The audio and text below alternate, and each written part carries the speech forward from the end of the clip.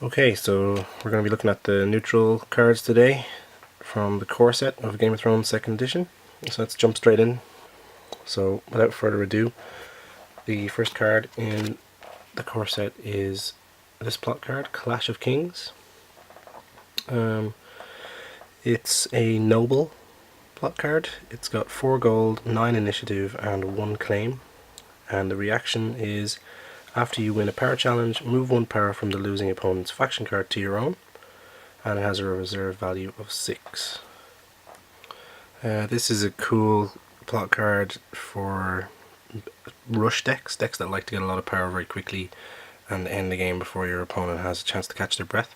You'll see this in mainly Greyjoy decks and Baratheon decks that like to churn out as many power challenges as possible as quickly as possible.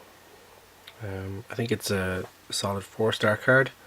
It sees play in my group regularly. I use it quite a lot because I use a lot of Baratheon decks, and it's very reliable. The high initiative is really nice. It gives you the chance to actually do both of those power challenges, which is really good. You can close out the game with this plot card pretty handily. So that's 4 stars definitely for Clash of Kings. Moving on to the second card in the core set, it's Feast for Crows. It is an Edict plot card. It has a plot deck limit of 1, which is something to keep in mind. Normally you can have up to 2 of the same plot card in your plot deck. It has 6 gold, 1 initiative and 1 claim, and it has a reserve of 4. The reaction is, after you win dominance, gain 2 power for your faction. So this is something that you're going to want to combo up with the Iron Throne here, which gives you 8 strength during dominance. So if you have this guy, you are almost guaranteed to get that extra 2 power. Just a note to say that it says gain 2 power for your faction. That's on top of the dominance power that you get, so if you win dominance, your total gain here will be 3 power. I think this is an amazing card. I think it's a 5-star plot card. It's an auto-include for some decks like Baratheon Rush, which we just mentioned for Clash of Kings. If you're comboing with Gendry, he gets a power when you win dominance, so that's an additional power. If you're getting dominance and you have Feast for Crows and you have Gendry, that's 4 power. You can also combo it with Edric Storm. He chooses a character on the opponent's side and removes their strength from the dominance, so you can actually make yourself even more likely to get dominance by taking out a heavy hitter who has stayed standing. I'd also recommend running Fiery Followers in that deck just to make sure. It's a great card for closing out the game. In combination with the Clash of Kings, they're 2 really good Baratheon and Greyjoy block cards. I think that Aeron Dampere also combos pretty nicely with this one. If you're going to be winning dominance, you're going to want to have him, and he can bring an Ironborn character back from the dead if you're winning dominance, so he's an obvious include for your Greyjoy. You could even banner him in to a different house faction because he's non-loyal. He's a great card in combination with this. And one more to mention is the Boneway. If you win dominance and you happen to have the 6 vengeance tokens on the Boneway, you can claim 3 power for the Boneway and 3 power for Feast for Crows all at the same time, adding 6 power to your faction. Feast for Crows, 5 stars, absolutely excellent plot card. Moving on to the third card, which is Game of Thrones, the titular card of the game. This is a very interesting contextual plot card. If you're running especially Lannister or perhaps Martell, you could build a deck that's heavy on intrigue and it'll do you a lot of favors. So let's just look at it here. It's got 4 gold, 2 initiative, 1 claim. It's a scheme plot, and it reads: a player cannot initiate a military or power challenge unless he or she has won an intrigue challenge that phase, has a plot deck limit of 1, and has 6 reserve. So obviously if you are impenetrable with your intrigue characters, nobody's going to be able to do any challenges against you. So if you're using Cersei Lannister or any of those awesome intrigue characters, this is a really nice way to prevent any damage being done to you in the game. I think it's a proper 4-star card. It doesn't work in every situation. It's not quite good enough to be a 5-star, but it can win games in the right circumstances. It's one to consider, especially if you're playing Lannister. Up next is one of my favourite plot cards, A Noble Cause. Okay, so this one is 5 gold, 0 initiative, and 1 claim. It's a kingdom and a noble plot, and it reads: reduce the cost of the first lord or lady character you marshal this round by 2, and it has a reserve of 6. Okay, so the reason why this one is so good is that it's got 5 gold already, and it gives you a discount of 2, meaning that you can play cards like Cersei Lannister, who is a lady, or Robert Baratheon, who is a lord, guaranteed, unless you're losing income from some other way of opponent taking your money away from you. So if you're playing Noble Cause, you are quite likely to be bringing out a pretty amazing character. I think that this card is almost an auto-include in a lot of decks. You're able to pay for Eddard Stark, Queen of Thorns, Daenerys Targaryen, Old Bear Mormont, Red Viper, Tywin Lannister, Euron Crow's Eye. Pretty much guaranteed if you play this card, so it can completely change the board state once it comes out. That's I'm reluctant to say 5 stars again, but I think purely because of that utility, it has to be 5 stars. It's an excellent plot card. I think you should be using this in almost every faction. Okay, and up next is A Storm of Swords, named after the 3rd book in the Song of Ice and Fire, which is probably the best book in the series, I would say. It has lots of standout deaths, for example. I won't spoil any of those right here just in case, but anybody who's read the book or watched the 3rd and 4th seasons of the TV series will know exactly what I'm talking about. So onto the card itself. It is a war plot. It has 3 gold, 8 initiative, and 1 claim, and it reads: you may initiate an additional military challenge during the challenges phase, and it has a reserve of 5. This is a ruthless plot card. I think it's pretty strong in Stark decks particularly, but there are a few standout characters who benefit from this one, like Khal Drogo. If you're using him, he's going to allow you to do another military challenge on top of this one, so you could actually be doing 3. That's amazing. You would kill 3 characters on your opponent's side of the table. Because he's a lord, he works nicely with Seal of the Hand, which will allow you to stand him again. So you can use him for the 2nd or 3rd of those military challenges. However, the best guy you want with this plot card, without question, is Mr. Jaime Lannister here.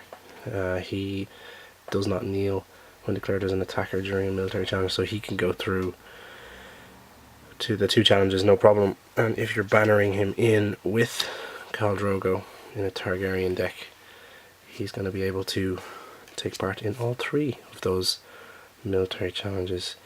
I think that this one is a 4-star plot card. It's excellent, but it's, again, it's losing out on some economy here. Only 3 gold. Thankfully it's only claim 1, otherwise it would probably be the best plot card in the game.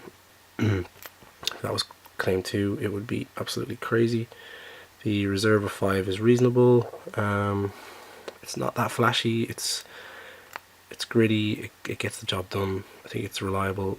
It probably still sees a lot of play. I haven't seen it that often recently myself, but I'm sure that if you're playing against Jamie and Caldrogo as a team like that, it's a pretty much guaranteed plot card to show up. Also, it's not deck limited to 1, so there could be 2 of those in the same deck, making that combo pretty damn strong. Okay, moving on to the next one, a little bit less exciting. It's Building Orders. Building Orders is a kingdom plot. It has 4 gold, 1 initiative and 1 claim. It reads, when revealed, search the top 10 cards of your deck for an attachment or a location, reveal it and add it to your hand, shuffle your deck. And it has a reserve of 7. So this one is helpful, but not excellent. It's all about the draw that you're going to get here. You might draw 10 cards, not get a single location or attachment. That could be nothing to do with how you build your deck. It could just be look at a draw. So there is that risk that you're running by playing this plot card. If you are running Night's Watch and you don't have a wall, it might be a way of potentially getting the wall. It could save your game. Likewise with things like Highgarden or the Arbor for the Tyrell faction. If your deck is loaded up with locations and attachments, it's definitely worth running.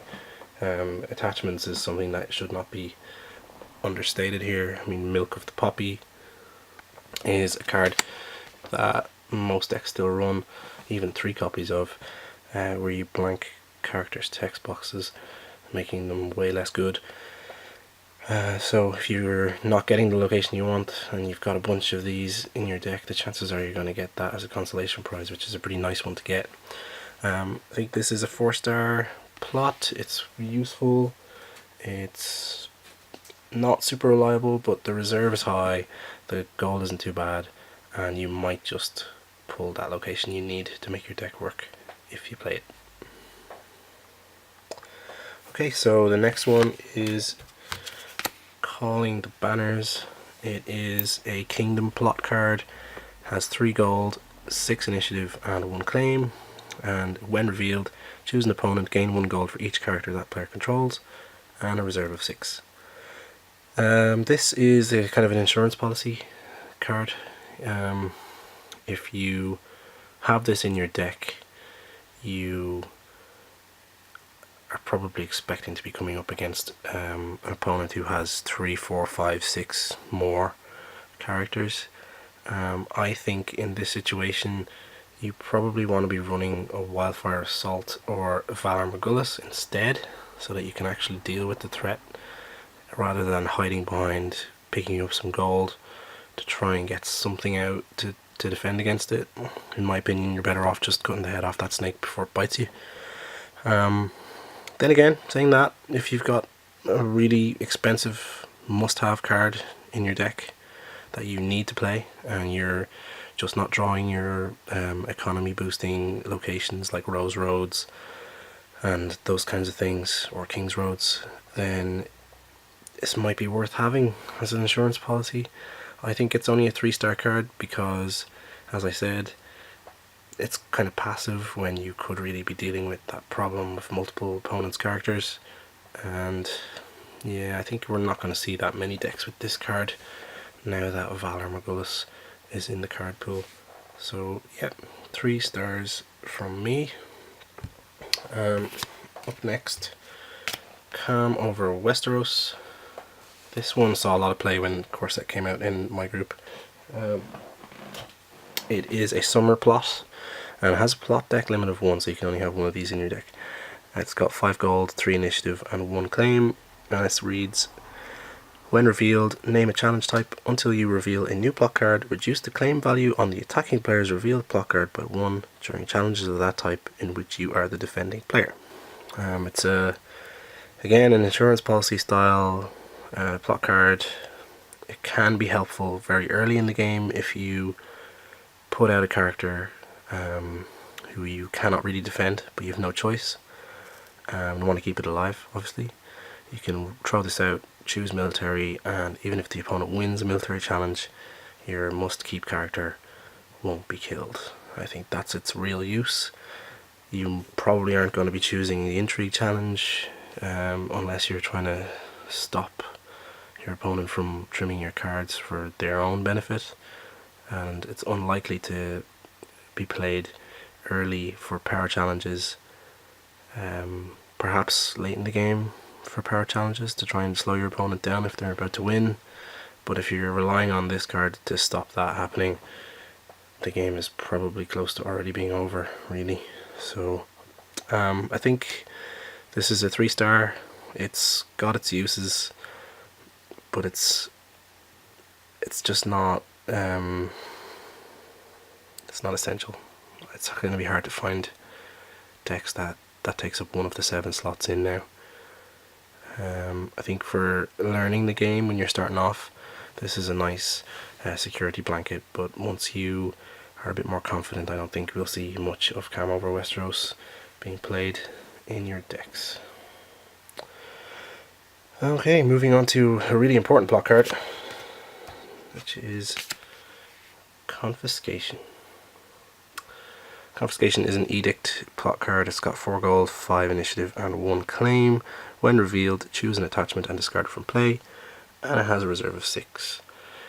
This card is pretty much entirely for getting rid of Milk of the Poppy. Milk of the Poppy is a really popular card in the meta and has been from the start. If you stick Milk of the Poppy onto Jaime Lannister, as we showed earlier, he doesn't have that ability where he doesn't kneel to attack in military challenges anymore, making him just a regular chump with a couple of icons and 5 strength.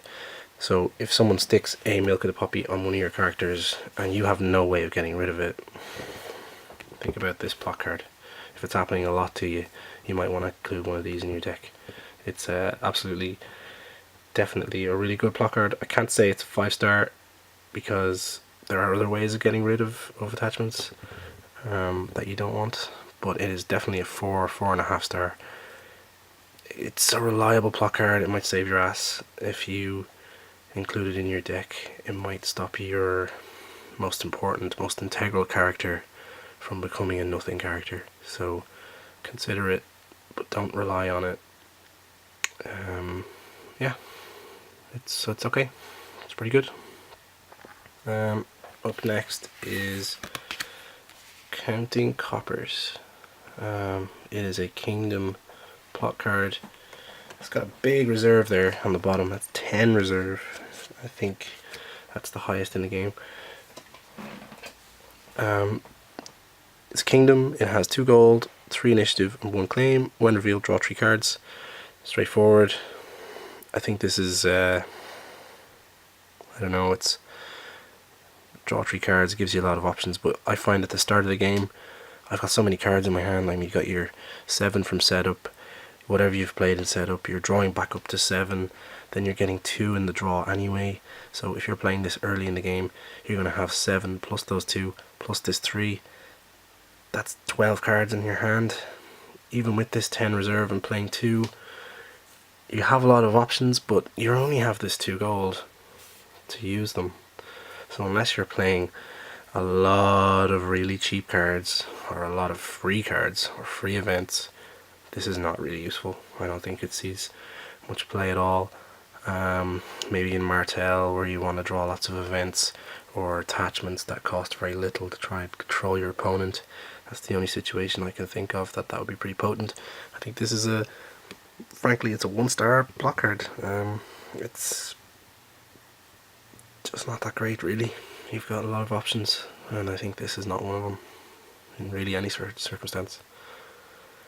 so counting coppers is a no-go for me.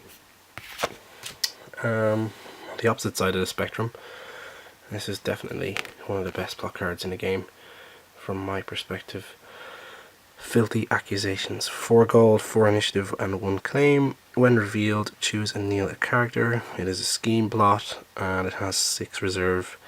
Play this plot card and you can just kneel anybody on the table. It can even be one of your own characters.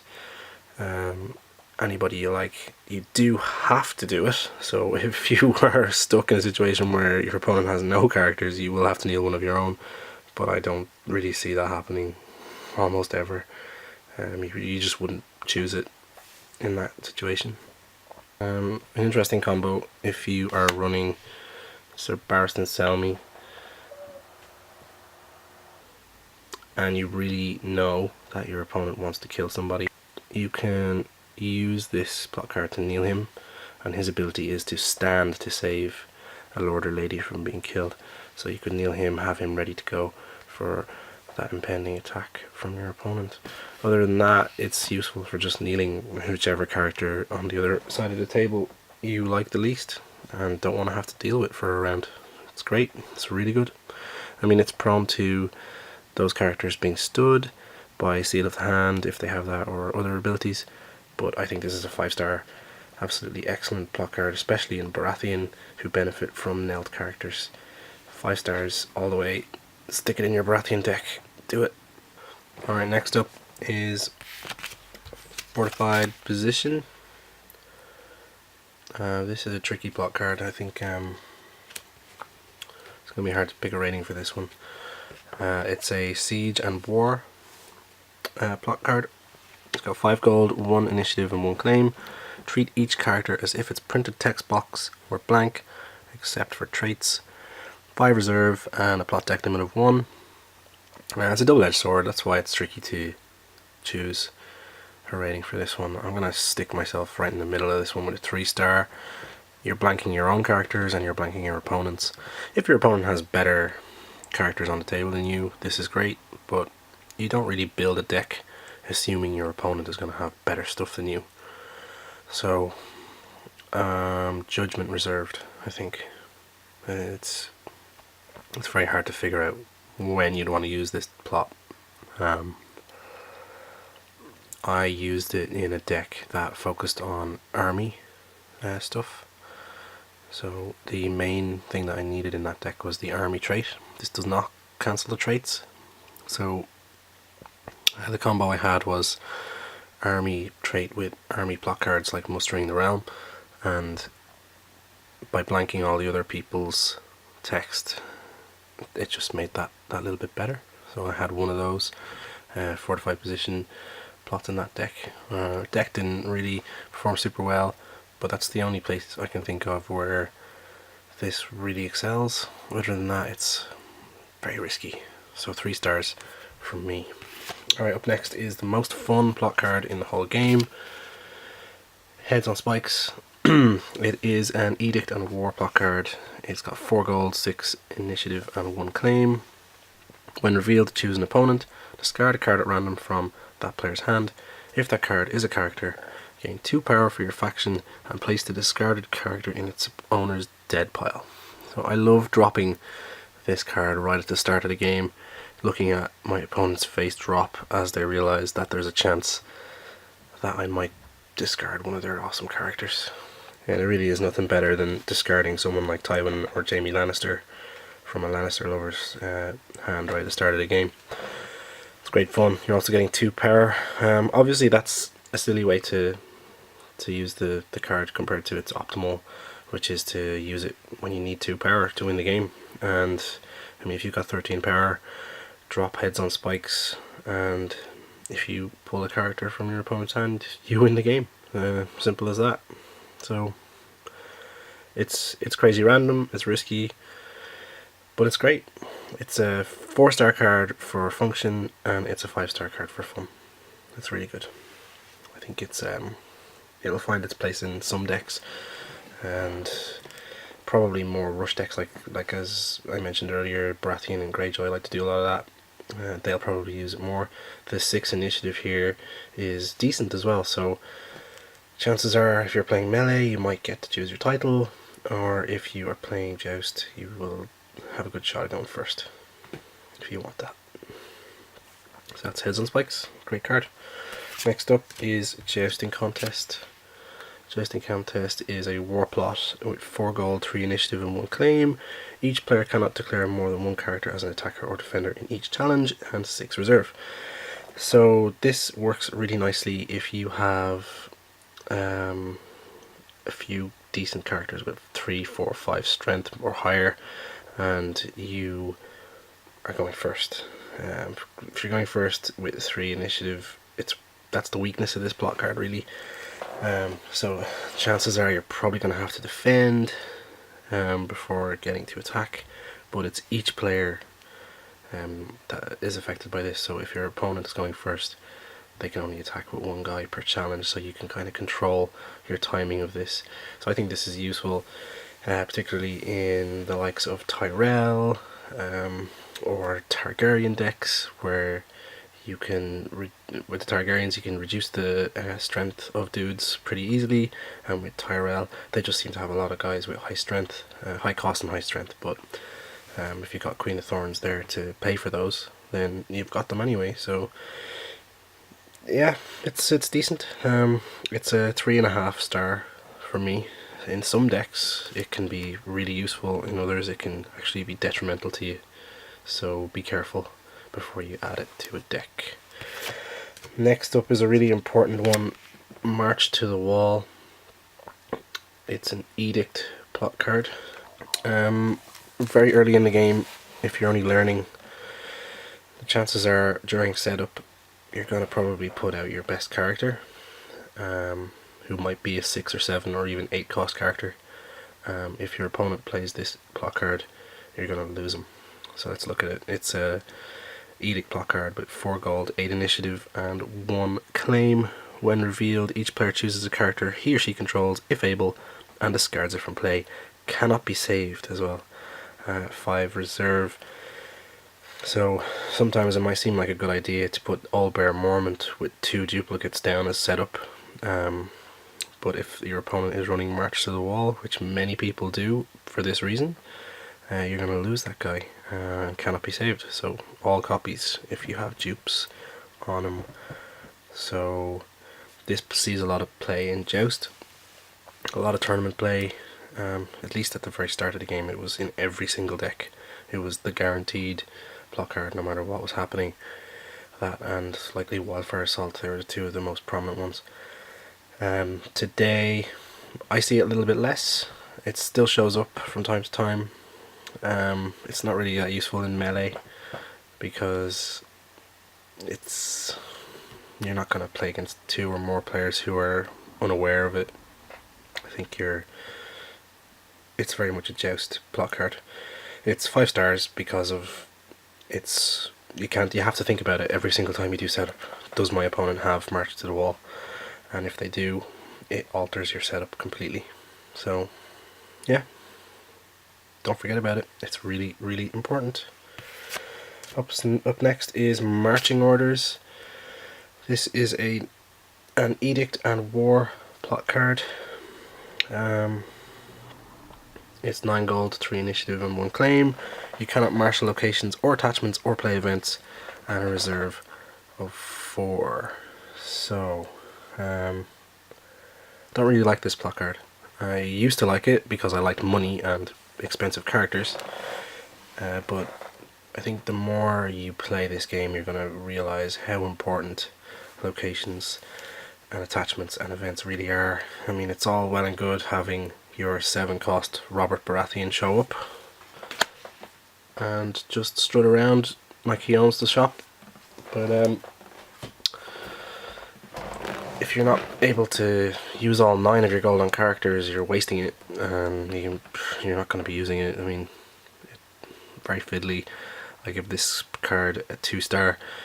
Again, it doesn't really have very high initiative, so even though you're getting characters that are expensive, chances are you're probably going to have to defend before you can use them, and the reserve value of 4 is a bit of a kick in the nuts. It's It's quite low, especially if you're not able to play locations, attachments, and events. And if you happen to draw 2 of those in your draw after playing this, then you're going to really hate it.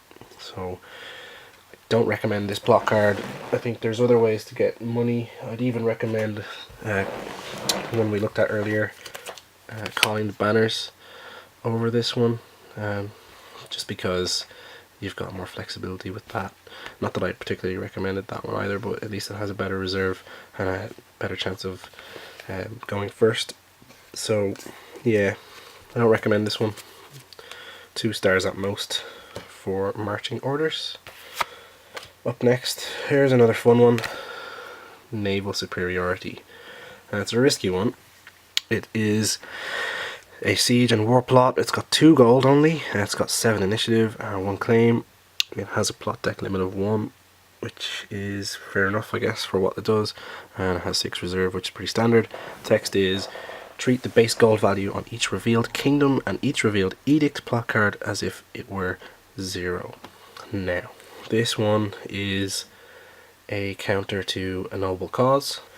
So if you expect, as you probably should, early game, your opponent to drop noble cause to put out a lord or lady, and you play this Naval Superiority, chances are they're going to waste this plot card that they have here, not get their expensive lord or lady character out, also not get this 5 gold, and be laden down with 0 initiative, meaning that you will get to go first if you want and crush them, essentially. I mean, you're only getting 2 gold, that's the downside here, but your opponent is getting 0 if you do it correctly. So this is a kingdom plot card, the noble cause. Other examples of useful plots that you're going to be causing problems with are A Feast for Crows, which we talked about earlier. This is the dominance one, the one that gives you 2 extra power. That loses its 6 gold, which is one of its selling points. If you are given naval superiority to your opponent. It's also really troublesome for building orders and summons, which we'll show in a moment.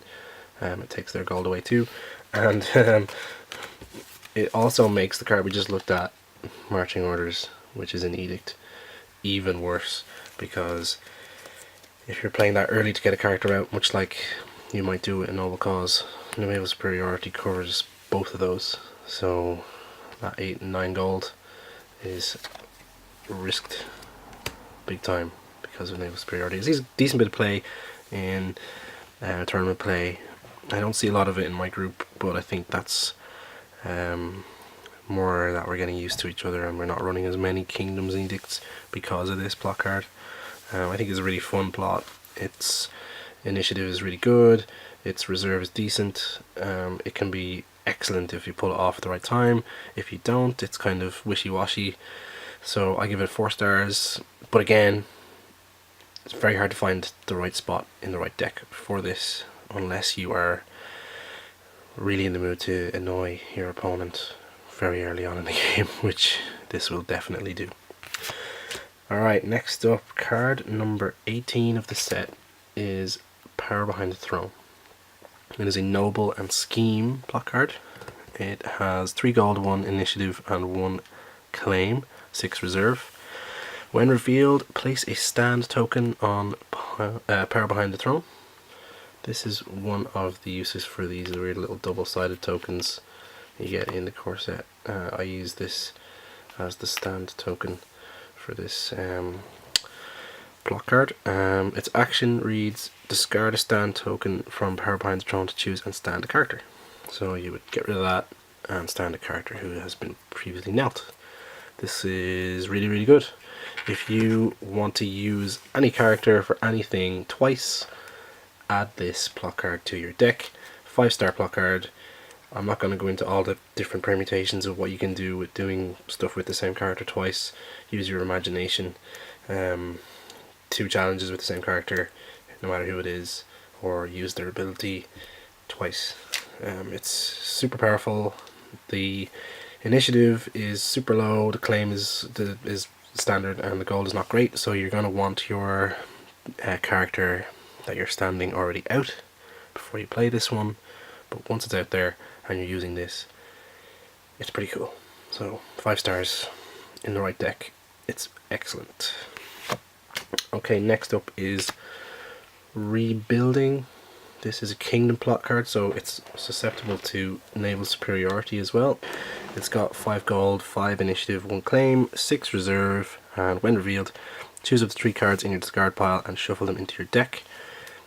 Risky. You're going to want to have already played 3 cards that you want from your discard pile, and they're getting shuffled into your deck. They're not going back to your hand, they're not going to the top of your deck, they're being shuffled into your deck, so you may never see them again. I mean, you could cycle some events back in, like Dracarys, all those tricky Martell or Targaryen events can see another play, but it's super luck of the draw. I don't see myself using this ever, really, for that reason, unless you're guaranteeing yourself getting that card back, which I don't think we can do right now. Maybe a little bit more cards, if you can search through your deck a bit more, that might be useful, but yeah, it's not that useful. 2 stars for me. Rebuilding. Reinforcements is up next. It is a kingdom and war plot card. 1 gold, 0 initiative, 1 claim, so really low numbers there. When revealed, choose a character with printed cost 5 or lower in your hand or discard pile and put it into play, and 6 reserve. So if you think about it, this is really a 6 gold, 0 initiative, 1 claim plot card. The only real benefit is that if you have lost a particular character through intrigue claim and it's in your discard pile and you really want to play it, if it's a 5 cost or lower, you can put it into play. There's a lot of ifs and buts there, so for me this is a 1 star plot card. It's never ever going to take the place of something like summons or anything that allows you to get extra gold, so I just don't think I might ever really use this one. Yeah, not that great. 1 star for me. Okay, Sneak Attack. If you're running a Greyjoy deck, chances are you are going to be running Euron Crow's Eye, and probably even more importantly, Asha Greyjoy. And Sneak Attack is one of the plot cards you should really consider for that deck. It is a scheme plot card with 5 gold, 11 initiative, which is the really important part, and 2 claim. It has 5 reserve, and it reads, you cannot initiate more than 1 challenge during the challenges phase. So if you were running this deck, this plot card in your deck, the chances are you're going to get the option to go first in the 1 challenge you're going to do, and you're probably going to be playing Sneak Attack just before you expect to win the game. That 2 claim is enough to get you lots of power right when you need it, and give you the choice of going first in your challenge phase. It's as simple as that. It's a 4.5 star plot card for me. It's let down only by the fact that you can only do 1 challenge. Sometimes that 1 challenge isn't enough, but you really want to be playing this when you know it is enough. It's a circumstantial plot card. That circumstance is you think you might win, and it's a nice way of accelerating that process if you can throw all your power behind 1 challenge for a really good claim before anybody has a chance to do anything else. Okay, up next, Summons. This is a proper utility plot card. It's a kingdom, so it's susceptible to naval superiority, much like its cousin plot card, Building Orders. It is 4 gold, 0 initiative, 1 claim. When revealed, search the top 10 cards of your deck for a character, reveal it and add it to your hand, shuffle your deck, 7 reserve. So pretty much everything I said about Building Orders rings true here. The only difference between the cards really is that you are getting a character instead of a location or attachment. It has 0 initiative and not 1. That's the only real difference there. Yeah, it's okay. I mean, you might want a particular character, and this is a way to get it if you haven't gotten it in your initial hand. If you are running a deck that heavily relies on a specific character, it doesn't hurt to add a summons in there. I mean, you can technically add 2, but that is using up 2 spots in your plot deck, which, you know, 7 cards is not a lot, especially when you see all of the options available to you for them. So summons, 4 stars, it's a good utility card. Always consider it if you have a specific character you need. Up next is Supporting the Faith. It is a 6 gold, 2 initiative, 1 claim plot card. It's an Edict and 7 as its traits. It has 4 on its reserve, which is quite low. And it has a forced reaction. After the challenges phase begins, each player returns all gold in his or her gold pool to the treasury. If you are worried about ambushing or events, like you're expecting to be coming up against Martells or Targaryens, and they tend to run a lot of events, at least currently, or maybe Tyrells as well, and they have quite a few good ones, and actually every faction really has at least some good event cards. This is your way of ensuring that they won't be playable. The 4 reserve is pretty tough, but the 6 gold means that you might be able to play quite a lot of the cards from your hand. The traits are meh traits, they don't really do much. The Edict is the only thing that stands out, as it's susceptible to enable superiority, like most of the really good ones that we've talked about today. For me, this is a 3-star plot card. It's preventative insurance policy kind of plot. It doesn't find a lot of play in my group, mainly because the alternative plot cards are just so good. Supporting the Faith, only really use it if you're terrified of event cards, which might be a reasonable thing to be. Okay, card 24 of the set is Taxation. It is a Edict and Kingdom plot card, again susceptible to naval superiority. 5 gold, 6 initiative, 1 claim. You may marshal or play 1 additional limited card this round. 6 reserve. I have a friend who swears by Taxation. If you are running 3 Rose Roads, 3 King's Roads, Blood Orange Grove, or your faction's equivalent, they're all limited. A lot of these economy growing locations are limited in this game. If you have a whole bunch of them in your deck, there's no harm in having a Taxation in there as a way of getting a bunch of them out in a hurry. Its numbers are good. 5 gold is nice, 6 initiative is pretty decent, it means you've got a likelihood of going first if you want to. 6 reserve means that you can dump a bunch of these limited cards out and be able to use them straight away as well to play a bunch of stuff, and even just play 1 or 2 high cost cards and be able to hold back your cards for the next round with that highish reserve.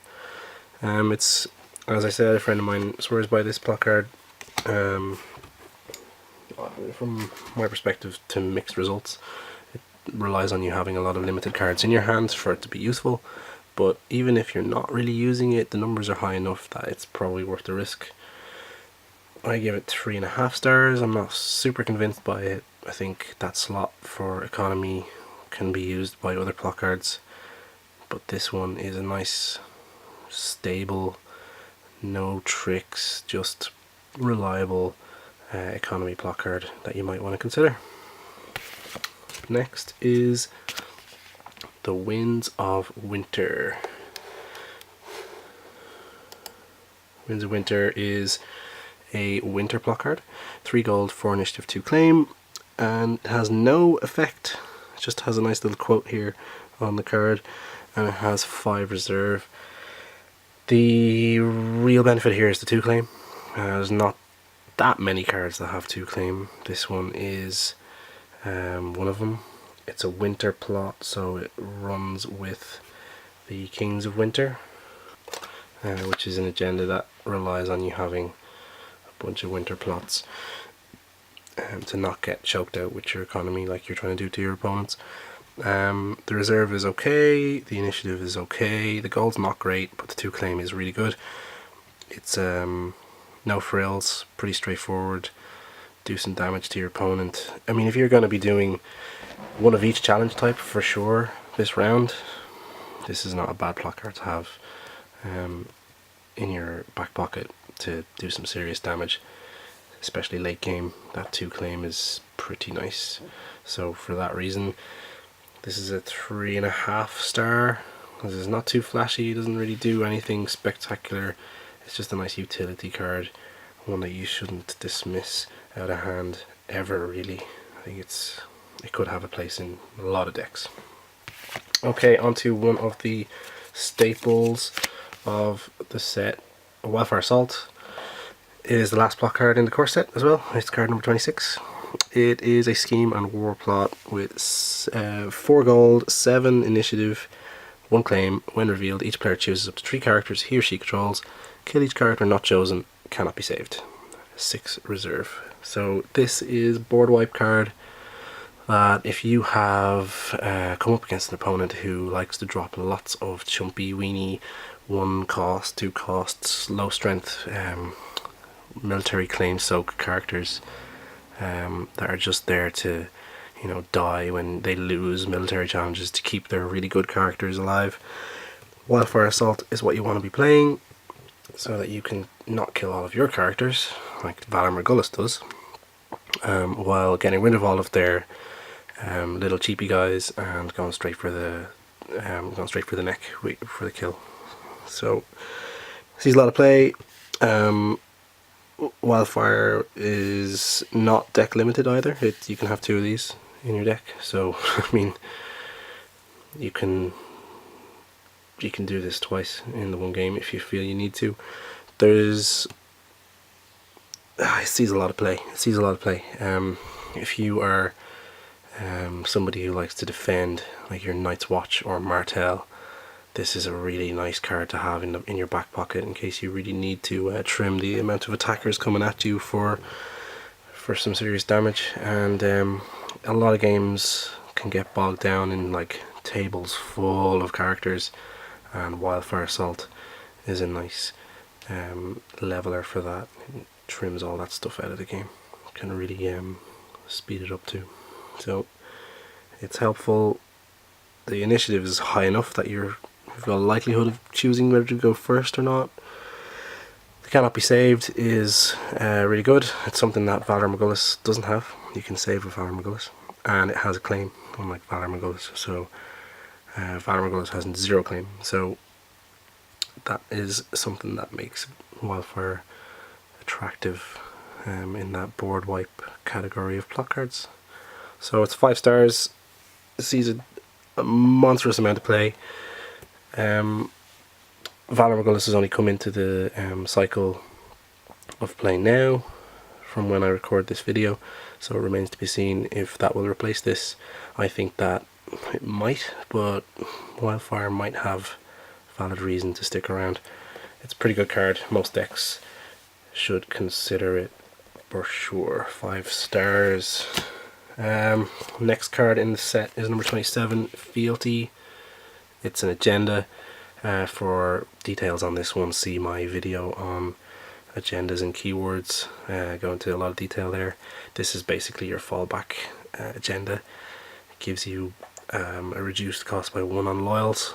So look at it there. I'm not going to spend more time on it here. It's a proper 4-star card. It's your reliable fallback agenda. On to the rest of the neutral cards. Okay, moving on to characters. First up is Littlefinger, Peter Baelish here. One of the most most interesting characters in the TV series and books, in my opinion. Let's have a look at him here. He's a unique character. He costs 5 gold, he has an intrigue and power icon and 4 strength. He's got lots of traits. He's an ally, a lord and small council. His reaction is after you marshal Littlefinger, draw 2 cards. And he also gives you an additional gold when you collect income. This is a pretty solid card. Card draw is really nice. One thing to be aware of if you're a new player is that you won't get this reaction in setup, so don't use him in setup because you won't get the 2 cards. He works really nicely with some events like the small council event, the council consents, which reads after a player wins an intrigue challenge by 5 or more strength stand each small council character. He can't quite get the 5 strength on his own, but he does most of the work, so it might be worth comboing him with this event card, which is really nice, especially if you've got other small council characters like Tywin Lannister from the Lions of Castle Rock set. I think Littlefinger is a 4-star card. He's really useful. That extra income is really nice. He's got decent icons and strength. He's not too expensive. Good traits. Not bad strength, and his ability is pretty good. Yeah, solid. He fits in a lot of decks. He's useful. Up next is Varys. He is a unique character, 6 cost, an intrigue icon, 3 strength, lord, small council and spy. He has stealth and an interrupt. When the dominance phase ends, remove Varys from the game to discard each character from play. So Varys is a bit of a board wipe character. He's a little bit less useful now that Valar Morghulis has come into the game, which kills each character. The difference obviously being discards as opposed to kills. He's quite expensive for trying to get this bit of board wipe. I have not used him very much for that reason. He has to be discarded himself. One thing about him to note is that other players can save their characters from being discarded if you use this, so if your opponent has a duplicate, it might not be the best thing to do. You're just throwing away one of your characters, Varys, and any of the others you have without duplicates if you're trying to get rid of somebody who has them. I'm reluctant to give this a proper rating because it is so circumstantial, but I'm going to say 3 stars. Very early in the game, it showed up in plenty of decks, but I think that's not going to be the case very often anymore. Okay, next is Rattleshirt's Raiders. This is a 4 cost character with a military icon and 3 strength. It's a raider and a wildling. It has the no attachments keyword, and it has a pretty interesting ability, reaction. After you win a challenge in which Rattleshirt's Raiders is participating as an attacker, choose an attachment controlled by the losing opponent and discard it from play. So you can attack with Rattleshirt's Raiders. If you win the challenge, you can get rid of lots of the nasty Martell attachments or Milk of the Poppy on some of your characters, or you can get rid of things like Bodyguard, which we'll be looking at in a moment, that help your opponent out. So I think this is a really good card. This is a 4-star card for me. Its strength is quite low, which is the only thing going against it, but its cost's not too high either, and the ability is really good. I think you should consider this in a lot of decks as a defense for your Milk of the Poppy, and yeah, it's a good utility character. There's no real negatives there. Another wildling card here, Wildling Horde.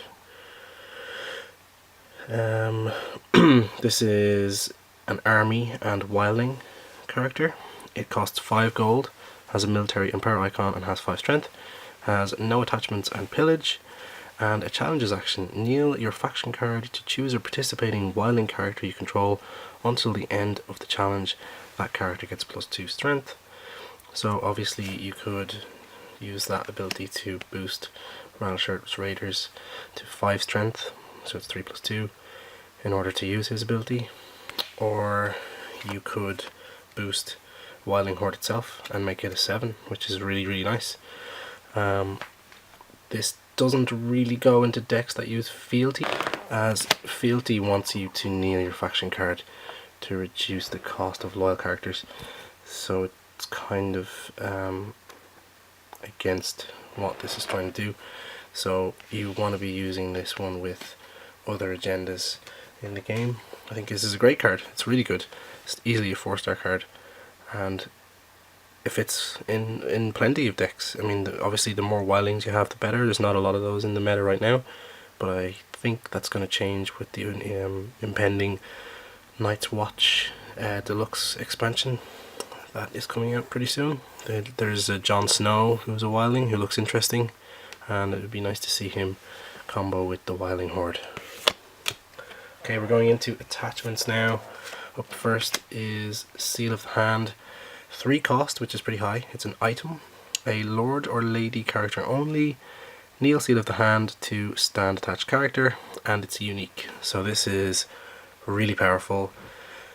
It's pricey, it's unique, so you can only have one of them at the one time. But you can put it on a whole host of characters like Robert Baratheon, Cersei Lannister, Jaime Lannister, Khal Drogo, all of these really good Lord and Lady characters, and you just kneel this guy to stand the character it's attached to, essentially giving you another chance to use them. Really good card, 4.5 stars, only docking half a point because 3 gold is very expensive, but it's a great utility card. You should definitely consider it for pretty much every deck that has a Lord or Lady that you want to utilize to the max. Up next is Bodyguard. Again, it's a Lord or Lady character only attachment. It's a condition, and it costs 1 gold. It has an interrupt when attached character would be killed or discarded from play. Sacrifice Bodyguard to save that character. This is like having a duplicate on your Lord or Lady character to keep him alive. One downside is Maester Crescent here. He's a Baratheon character. You just kneel him to remove a condition attachment, so that would get rid of this completely. Aside from him, there are a few other ways, but this one is pretty handy. It's cheap. It could keep your really good Lord or Lady characters alive after a Valar Morghulis or various other things like Military Claim. And another positive is that it's non-unique, so you can actually get these out up to 3 times. If you've got 3 Lords or Ladies on the table, you could have 3 of these without any problem. So because of its cheap cost, it's got some weaknesses like this guy, but overall it's 5 stars definitely. It's a great card. Absolutely auto include in any deck that relies on a Lord or Lady being kept alive for the whole game. Okay, continuing with the attachments here. Little Bird, 1 cost, condition, attached character gains an intrigue icon. It's non-unique. This one's pretty good. If you want to give an intrigue icon to somebody who doesn't have it, then this is one of 2 ways to do that with attachments. The other way is its alternative card, Appointed, which is a title. Unique character only, attached character gains an intrigue icon and a small council trait. So a small council trait is really good when combined with the council consents, because you can potentially stand the character who has just been given that icon. That's a benefit of this. However, this has the downside that it has to be unique character only. You can stick Little Bird onto anybody, and aside from the obvious benefits of having that intrigue icon, it's a defense against Tears of Lys, which is a card we're going to be featuring in a moment, so I'll show you that then. And yeah, it's useful. I don't see it played a lot. It's been replaced for me by Appointed here, purely because of that small council trait, as it's the same cost, and I tend to put them onto unique characters anyway, but it's solid enough. I'm going to give it 3.5 stars. It is what it is. Intrigue icons are useful. Up next, Milk of the Poppy, one of the most used cards, at least in the early meta of this game. It is an attachment that costs 1 gold. It's a condition. It's terminal, so if attached card leaves play, discard this attachment. Treat attached character's printed text box as if it were blank, except for traits. Also note that it is non-unique, so you can have 3 of these out at once if you really want to be mean to your opponent. Again, it's vulnerable to the likes of Maester Crescent, who can kneel to get rid of this, but you could blank any character that is out on the board, except for no attachments characters, obviously. But a lot of the heavy hitters who you want to hit are not going to have that keyword. This can be a game changer. Absolutely 5 stars, one of the best cards in every deck, and it should feature in every deck, possibly even 3 copies. Essential in the early game, and probably still essential today. You gotta use this card. Essential. Okay, up next is Noble Lineage. It costs 0 gold, it's a condition, attached character gains a power icon. Yeah, I mean, there's not a lot to say about this. Give somebody a power icon. Again, susceptible to Maester Crescent and similar condition related stuff, but it is what it is. I give this one 3 stars. Power icons are plentiful on many of the best characters anyway. You're probably going to be sticking this onto somebody for defense more so than attack. Yeah, I don't really use this card, but I see its benefit, especially seeing as it is a 0 coster. If you've got space in your deck for something and you don't want to have to mess with your gold curve, might be worth having 1 copy in your deck. Not too bad. Up next is Serious Training. It is a 1 cost attachment, condition and skill. Attached character gains a military icon. Again, similar to what I just said about Noble Lineage, except switch it around for the military icon. It costs a gold. I think that's because less characters tend to have military icons, and the ones that don't tend to have decent power, decent strength, compared to those who have military as standard. So anything that applied for this card will apply for Serious Training. Again, I don't use a lot of these. I think it's a 3-star card, but it could fit if you desperately need an extra military icon on somebody. Okay, locations, and it's this one, the Iron Throne, one of my favorites. Costs 2 gold. It's unique. It's a King's Landing trait. It has 1 reserve additional on it, so your reserve is +1. And it reads, the Iron Throne contributes 8 strength to your total for dominance.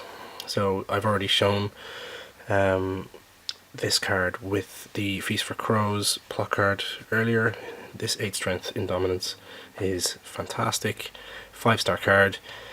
Dominance is straightforward. This just makes you almost guaranteed to win it. You want this, especially if you are running Baratheon. It combos really well with Gendry, who will gain a power if you win dominance, and this will go a long way to making that happen. And also Chamber of the Painted Table, which if you win dominance, you kneel this and you get a power from an opponent's faction card. So it can be pretty powerful. Iron Throne, 5 stars. Absolutely excellent. Excellent card. Okay, so the second location in the set is the King's Road. It is a non-unique location. It costs 1 gold. It has the Westeros trait. It's a limited. Marshalling action, kneel and sacrifice the King's Road to reduce the cost of the next character you marshal this phase by 3, and it has a +1 initiative. You're probably not going to use this +1 initiative because you're generally going to want to be using this as soon as it comes into play. These guys are 5-star cards, absolutely essential for most decks. If you have characters that cost 6, 7 or 8 gold to get out, you're going to want to reduce that by 3, and that's what this is for. It's pretty straightforward. Just stick 3 of them in every deck, or at least 2 in my opinion, to get your economy a nice boost.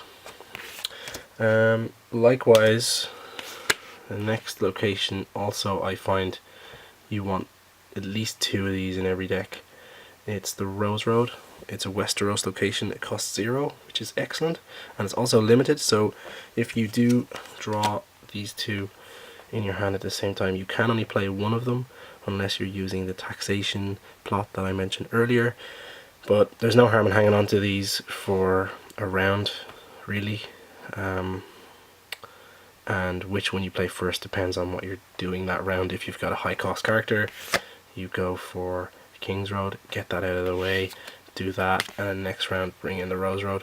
It's just a +1 income, that's the only effect on it, but don't underestimate that extra gold. If you've got 3 of those out after 3 rounds, that's 3 extra gold every single round for the rest of the game. You cannot underestimate that. 5 stars, 2 or 3 copies in every deck. Every deck. Don't underestimate this card. It's absolutely core to your economy.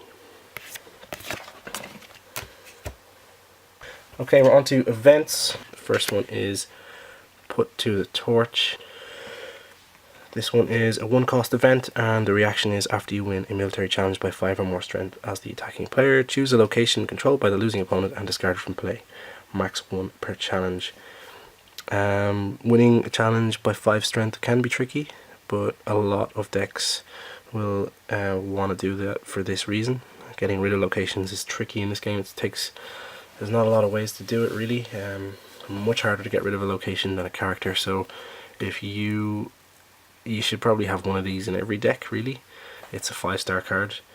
The temptation is there to ignore it because, you know, it's to look at the draw, what your opponent is going to get location wise, but I can guarantee you right now, every single opponent you play will have at least one absolutely core, essential location in their deck that they want out every game, and if you can get Put to the Torch into your hand and win a military challenge by 5 strength, you could wreck their game completely, and that's why it's 5 stars. It's excellent, great card.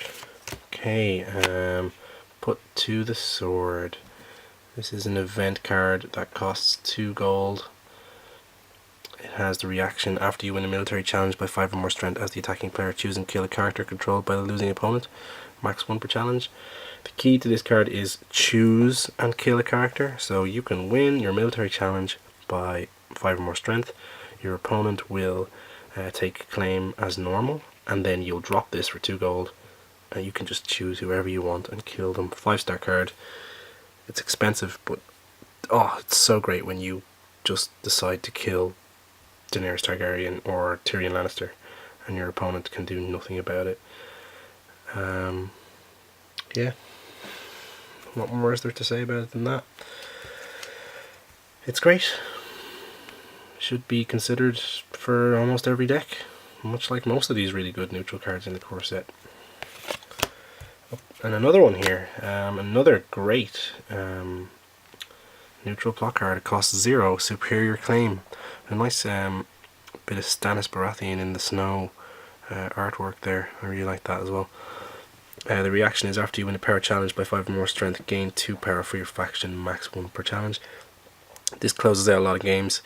I love this card. I've got 3 copies of this in my favourite deck, my Baratheon deck.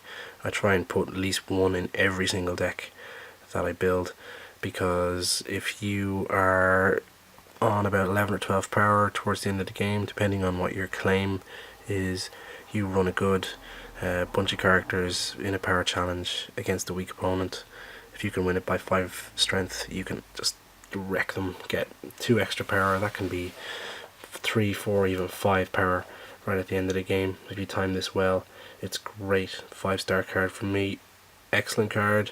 Another fantastic neutral plot card in this set, which makes the core set just so integral to this game. If you don't have 3 copies of the core set, you're missing out on additional copies of these cards that you really want to have to be super competitive, especially in tournament play. Yeah, this is probably my favourite event of the whole lot. It's got that 5 strength barrier, but that can be worked around. If you really want to get that extra power and close out the game, you'll find a way to do it. Yeah, I mean, what more can you say? It's a great card. Tears of Lys. Okay, so Tears of Lys is, yeah, it's a proper poison event card, as it says here. It costs 1 gold.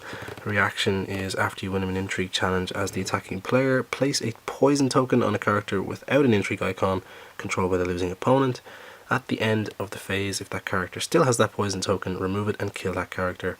Max 1 per challenge. So that's where our appointed comes into play. Give somebody an intrigue icon to keep them alive if somebody is running Tears of Release, which plenty of people did at the start of the game, and I still think it sees a decent bit of play.